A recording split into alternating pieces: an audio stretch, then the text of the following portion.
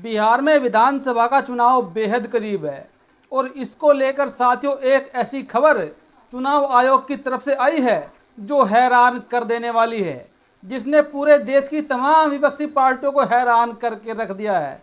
या फिर ये कहिए कि अब विपक्षी पार्टियां और कमज़ोर हो जाएंगी बिहार के विधानसभा के चुनाव में।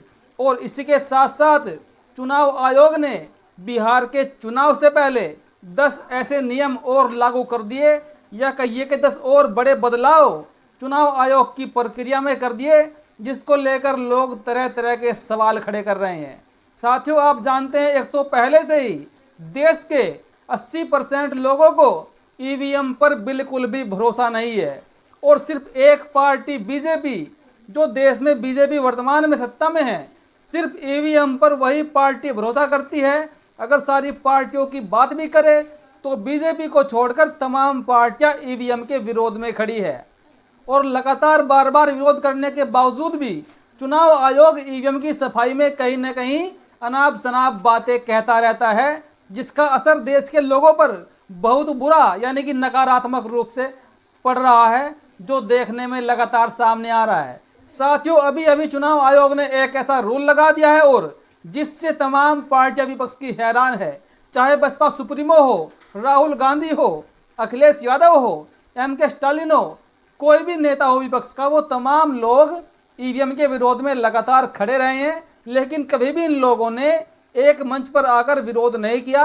ये अपने अपने तरीके से अलग अलग अपना अपना विरोध पेश करते रहते हैं। तो सबसे पहले आप देखिए वो कौन सा ऐसा बदलाव है जिससे आज तमाम लोग परेशान हैं। अब 45 दिन तक स्टोर किए जाएंगे चुनाव के वीडियोज और तस्वीरें, निर्वाचन आयोग ने बदले नियम।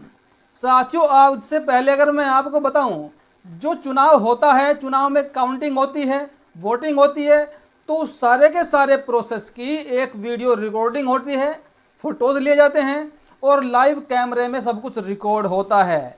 लेकिन अब चुनाव आयोग ने ये फैसला ले लिया कि जो डेटा चुनाव आयोग के पास आज से पहले लगभग 1 साल तक रखा रहता था, स्टोर रहता था, अब चुनाव आयोग उसको मात्र 45 दिन के अंदर ही नष्ट कर देगा।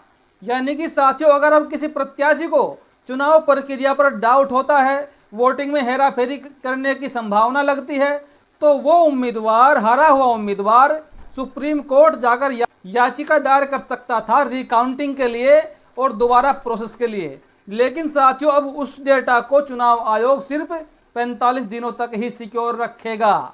यानी कि अगर 45 दिन बीत जाते हैं तो फिर आप कोई भी एक्शन नहीं ले पाएंगे। इसको लेकर सीधा सीधा हमला कांग्रेस के सांसद, विपक्ष के नेता राहुल गांधी ने क्या कुछ बोला है वो भी आप जरा देखिए। फिर मैं आपको बताऊंगा वो 10 बड़े बदलाव कौन से हैं जो चुनाव आयोग ने और वोटिंग को लेकर किए हैं, जो आपको जानना बेहद ज़रूरी है। लोकसभा में नेता प्रतिपक्ष और कांग्रेस सांसद राहुल गांधी ने शनिवार को चुनाव आयोग के एक नए फैसले पर तीखा सवाल उठाया है। राहुल गांधी ने कहा कि जब चुनाव आयोग से जवाब मांगे जा रहे हैं तब वह उल्टे सबूतों को मिटाने में लगा है। यह बयान उन्होंने उस समय दिया जब चुनाव आयोग ने अपने अधिकारियों को निर्देश दिया कि चुनाव की सीसीटीवी, वेब कास्टिंग और वीडियोज रिकॉर्डिंग को 45 दिन बाद नष्ट कर दिया जाए। राहुल गांधी ने एक्स पर लिखा, मतदाता सूची मशीन रीडेबल फॉर्मेट नहीं देंगे, सीसीटीवी फुटेज कानून बदलकर छिपा दी, चुनाव की फोटो और वीडियो अब 1 साल नहीं बल्कि 45 दिन में ही मिटा देंगे। जिससे जवाब चाहिए था वही सबूत मिटा रहा है। उन्होंने आगे लिखा, स्पष्ट है कि मैच फिक्सिंग है और फिक्स किया गया चुनाव लोकतंत्र के लिए जहर है, लोकतंत्र के लिए खतरा है।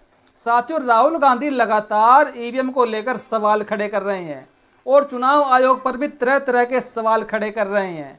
उसके बावजूद भी अगर चुनाव आयोग को जहां उसका हल करना चाहिए तो चुनाव आयोग और चुनाव को उलझाने का काम कर रहा है, ताकि विपक्ष का और शक बढ़ जाए चुनावी प्रक्रिया पर।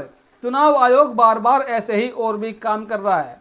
और मैं आपको एक बात और बताऊं साथियों, जब केंद्र में कांग्रेस की सरकार थी तो उस समय कांग्रेस के सरकार के राज में भी ईवीएम से ही वोटिंग हुई, लेकिन उस समय विपक्ष में बीजेपी सबसे बड़ी पार्टी थी और बीजेपी ने लगातार ईवीएम का विरोध किया जब केंद्र में कांग्रेस की सरकार थी। यानी कि कांग्रेस ने ईवीएम नहीं हटाई बीजेपी के विरोध करने पर, और आज वही कांग्रेस सरकार से बाहर है, बीजेपी सत्ता में है। आज कांग्रेस विरोध कर रही है ईवीएम का, लेकिन बीजेपी को आज ईवीएम से प्यार है। बीजेपी ईवीएम हटाने को तैयार नहीं है। तो ऐसे में साथियों अब तो एक ही उम्मीद है, वो है सुप्रीम कोर्ट। अगर सुप्रीम कोर्ट कोई फैसला ले ईवीएम के खिलाफ तो ही जाकर देश से ईवीएम खत्म होगी, या फिर संसद के अंदर जो सांसद हैं कोई बिल पेश करे ईवीएम को लेकर, सबका समर्थन हो उसके खिलाफ, तो ईवीएम साथियों हट जाएगी पूरे देश के चुनाव से। अब आप जानिए वो 10 नियम कौन कौन से बदले हैं चुनाव आयोग ने, जो बिहार चुनाव से पहले बताए जा रहे हैं। इसको लेकर चुनाव आयोग ने कहा है कि इससे चुनाव में बेहतर पारदर्शिता आएगी और लोगों का विश्वास भी बढ़ेगा। नंबर 1, इलेक्ट्रॉनिक वोटिंग की शुरुआत। पहली बार बिहार के वोटर घर बैठे डिजिटल माध्यम से वोट डाल सकेंगे, जिससे मतदान प्रक्रिया और आसान और सुरक्षित हो जाएगी। नंबर 2, बायोमेट्रिक सत्यापन में सुधार। मतदाता पहचान के लिए बायोमेट्रिक तकनीक को और मजबूत किया जाएगा, ताकि दोहरी वोटिंग की संभावना खत्म हो सके। नंबर 3, मतदाता जागरूकता के लिए एआई आधारित चैट बॉक्स। मतदाताओं को चुनावी संबंधी जानकारी देने के लिए एआई चैटबॉट मोबाइल और वेब पर उपलब्ध होगा। नंबर 4, वोटिंग के लिए ई पास सिस्टम।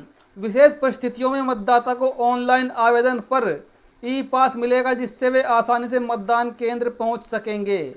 नंबर 5, चुनाव प्रक्रिया में ड्रोन सर्विलांस। मतदान के दौरान किसी भी अनियमितता को रोकने के लिए ड्रोन कैमरों का इस्तेमाल किया जाएगा।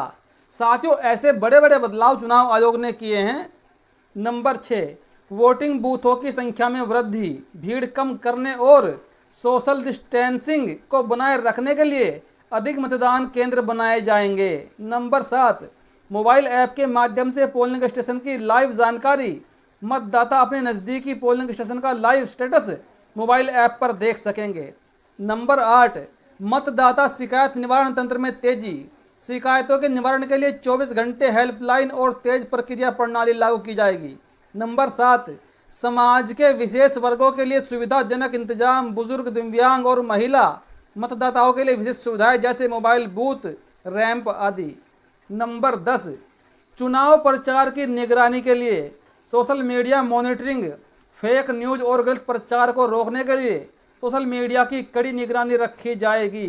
साथियों ये 10 बड़े बदलाव चुनाव आयोग ने हाल ही में किए हैं, जिनका इस्तेमाल चुनाव आयोग बिहार के चुनाव में करने वाला है। इसमें महत्वपूर्ण क्या है साथियों? बायोमेट्रिक सत्यापन।